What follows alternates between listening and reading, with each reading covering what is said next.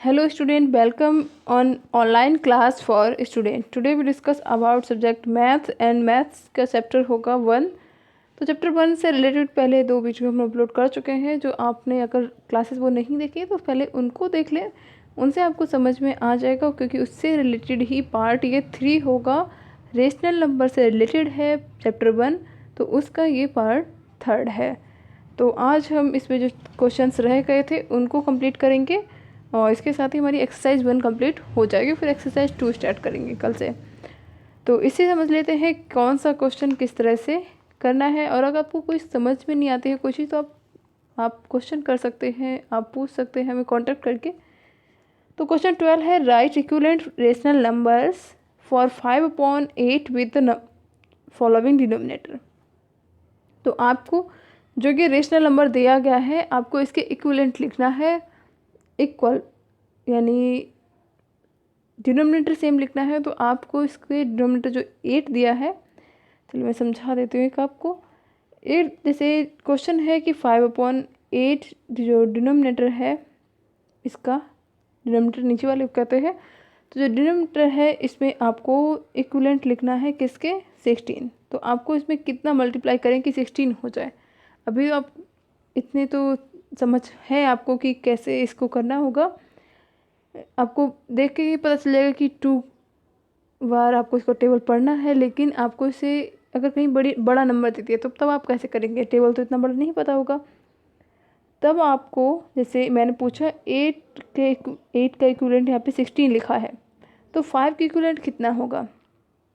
तो ये पता करने के लिए कि आपको 8 का डिवाइड करना होगा 16 में।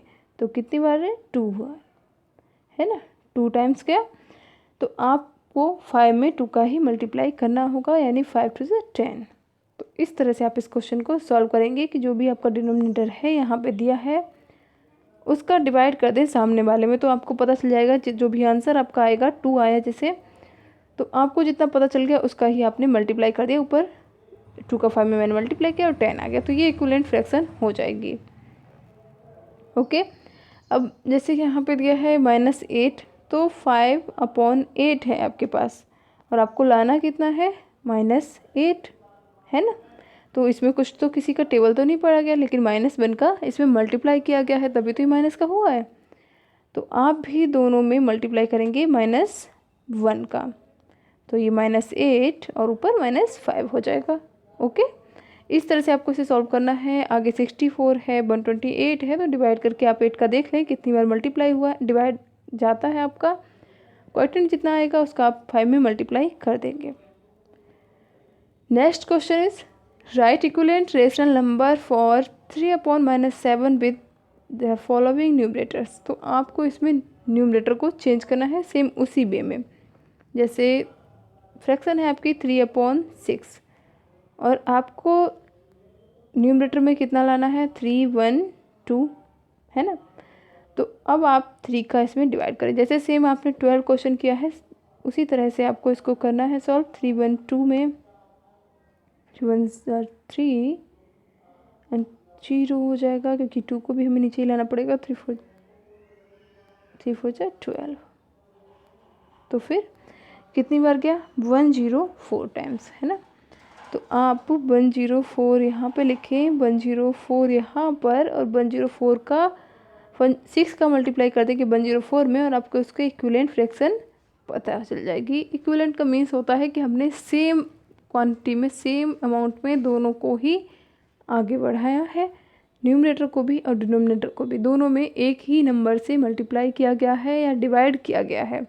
ज़रूरी नहीं है हर जगह मल्टीप्लाई किया जाए, हो सकता है कुछ जगह पे डिवाइड भी किया जाए। ओके, तो यहाँ पे ये हो जाएगा 624। तो इस तरह से आपको इसे सॉल्व करना है। नेक्स्ट क्वेश्चन 14 है। 14 में express -5/6 as a rational number with. तो ये एक फ्रैक्शन दी गई है जिसमें आपको 12 और 13 को जैसे आपने सॉल्व किया था सेम उसी वे में सॉल्व करना है। अगर न्यूमरेटर दिया है, आपको कहा गया है न्यूमरेटर सॉल्व कीजिए, तो आप केवल न्यूमरेटर चेंज कर देंगे। आपको डिनोमिनेटर बोला गया तो आप डिनोमिनेटर चेंज कर देंगे। आपसे बोला गया कि डिनोमिनेटर 36 लाना है आपको, तो आप इस वे में सॉल्व करेंगे। नंबर डाल के करें हर बार। जैसे चलिए मैं एक बता ही दे रही हूँ आपको, -5/6 है और आपसे कहा गया है कि आपको न्यूमरेटर लाना है -35। ओके, तो आपको कितना मल्टीप्लाई करना चाहिए दोनों में कि 35 हो जाए? तो आपने 5 का डिवाइड किया 35 में, 7 बार गया, है ना। तो आप इसका मीन्स क्या हुआ कि ऊपर भी 7 का मल्टीप्लाई किया गया है, नीचे भी, ठीक है, इस तरह से। ओके, इस तरह से ही आप सॉल्व करें। हो सकता है कि आंसर प्लस में दिया जाए, तब आप दोनों में ही माइनस लगा दें, क्योंकि माइनस माइनस प्लस हो जाएगा, यानी ये नंबर आपका पॉजिटिव हो जाएगा। तो ये प्लस माइनस का भी ध्यान रखना होगा आपको यहाँ पे। क्वेश्चन 15 भी सेम वही है, आपको इसमें कहीं पे न्यूमरेटर चेंज करना है, कहीं पे डिनोमिनेटर चेंज करना है। तो सेम वे है, ये क्वेश्चन चारों क्वेश्चन एक जैसे ही थे लगभग। और आपको फिर भी अगर कोई प्रॉब्लम आती है, आप अपने बड़े भाई की हेल्प ज़रूर लें। अगर फिर भी नहीं समझ में आता है तो आप कॉन्टैक्ट कर सकते हैं। नेक्स्ट क्वेश्चन है, right the following numbers in standard form. तो स्टैंडर्ड फॉर्म में लिखना वैसे मैंने आपको सिखाया है, लेकिन फिर भी एक बार देख लेते हैं। जैसे 216 एंड 3432 ये नंबर है। तो स्टैंडर्ड फॉर्म में अगर हमें लिखना है तो सबसे पहले हम किसका मल्टीप्लाई करेंगे? टेबल पढ़ेंगे 2 का, उसके बाद 3 का, उसके बाद 5 से प्राइम नंबर जो होते हैं उनका टेबल पढ़ के देखते हैं।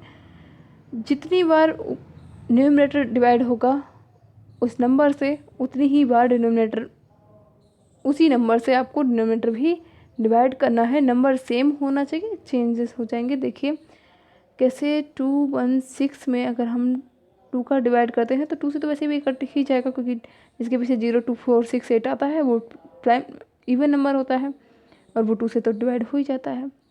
तो 2 बजे 2 और 1 लिख कर आया है, 1 में तो जाएगा नहीं, तो 0 लगाया तो 16 हो जाएगा। तो 108 आपका आंसर आ जाएगा। तो आप यहाँ पे लिखेंगे 108 माइनस का लिखेंगे, क्योंकि यहाँ पे आपका माइनस है। नीचे डिनोमिनेटर में आपने डिवाइड किया 2 का, तो 2 to the 4, 2 1 2 और 2 6 12, इस तरह से आ गया। अब फिर से 2 का 2 से कट हो जाएगा, क्योंकि इसके पीछे 8 है, 6 है। 2 5 8, 2 5 10 एंड 2 4 8, 2 1 2, 2 8 16। फिर से ये 2 से कट होता जाए, जब तक लास्ट में ऐसा ना बच जाए कि अब ये कट ही नहीं जा रहा है किसी भी तरह से, तब ही आपको इसको स्टॉप करना है, वरना आप इसको कट करते ही चले जाएंगे। ओके, इसी तरह से आपको जैसे -8/-36 लिखा है, तो फर्स्ट क्या है, माइनस से माइनस क्रॉस हो ही जाएगा। नेक्स्ट 2 4 8, 2 8 16, 2 8 2 और 2 8 16। अब 4/18 आ गया। अब फिर से 2 से कट हो जाएगा, 2 to 4, 2 8 2 9 18। अब लेकिन 2/9 जो है वो किसी एक टेबल में नहीं आएगा, 2 में 2 9 नहीं आता है ना। तो अब ये कट हो ही नहीं सकता, क्योंकि 2 से तो सारे नंबर्स बड़े ही हैं, तो उसके टेबल में 2 तो आएगा नहीं किसी भी टेबल में। तो ये नंबर आपका हो जाएगा स्टैंडर्ड फॉर्म। तो सबसे लास्ट में जो आपका आंसर बचेगा वो स्टैंडर्ड फॉर्म होता है।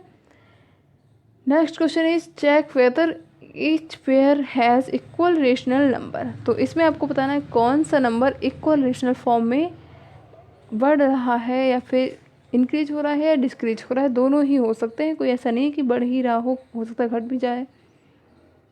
तो जैसे 5/40 लिखा है, 5/12 लिखा है, और आगे 60/25। ओके, अब आपको पहचाना है दोनों इक्विवेलेंट है या नहीं है। अब 5 का टेबल अगर हमने पढ़ा 60 में, तो कितनी बार जाएगा? 12 बार। लेकिन 12 के टेबल में तो 25 आता ही नहीं है, तो ये तो इक्विवेलेंट नहीं है, ये तो कुछ अलग ही तरह से कर दिया गया। तो इसका मीन्स क्या होगा? Not equal rational number.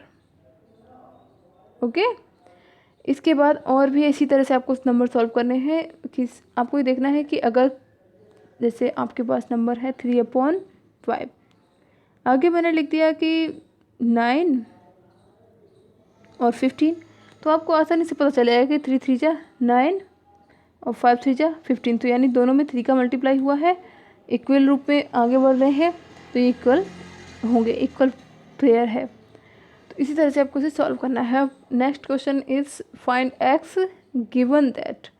तो इसमें आपको एक्स की वैल्यू निकालनी है। कैसे निकालते हैं समझा देती हूँ एक बार।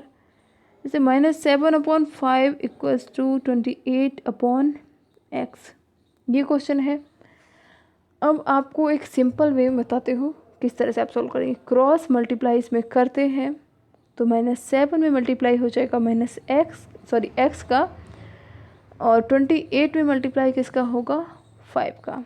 ओके, अब 28 में मल्टीप्लाई हुआ है 5 का, और इधर आपका x में मल्टीप्लाई होता है -7 का। अब लेकिन x में तो हम x तो आपका अल्फ़ाबेट है, इसमें तो हम कोई मल्टीप्लाई नंबर का तो नहीं कर सकते ना, हम कोई नंबर्स का नंबर्स में कर सकते हैं।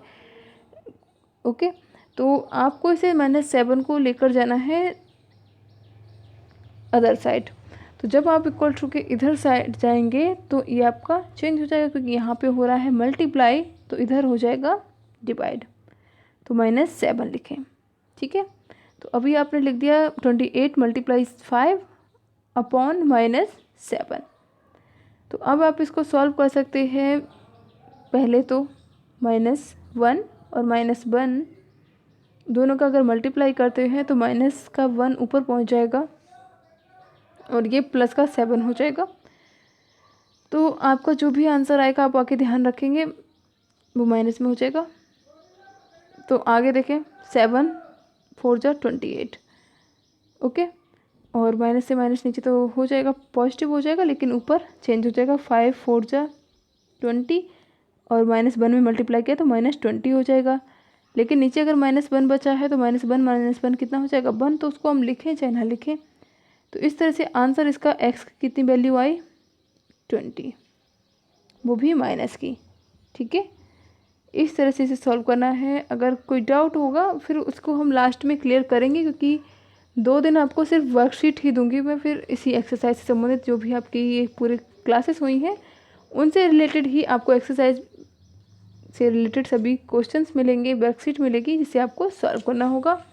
तो ये आज आपकी एक्सरसाइज 1 कंप्लीट हो गई है। अब एक्सरसाइज 2 कल की क्लास में करेंगे। अगर आपने ये चैनल सब्सक्राइब नहीं किया तो उसको ज़रूर कर लें, जिससे आपको अपने आप ही नोटिफिकेशन मिल सके कब वीडियो अपलोड हुआ है इसके बारे में। तो इसकी प्रैक्टिस करें वर्कशीट की अपने कॉपी में, और जो भी डाउट हैं उनको नोट करते चलें। लास्ट में आपसे क्लियर किया जाएगा एक दिन लाइव क्लास में। Okay, thanks for watching us.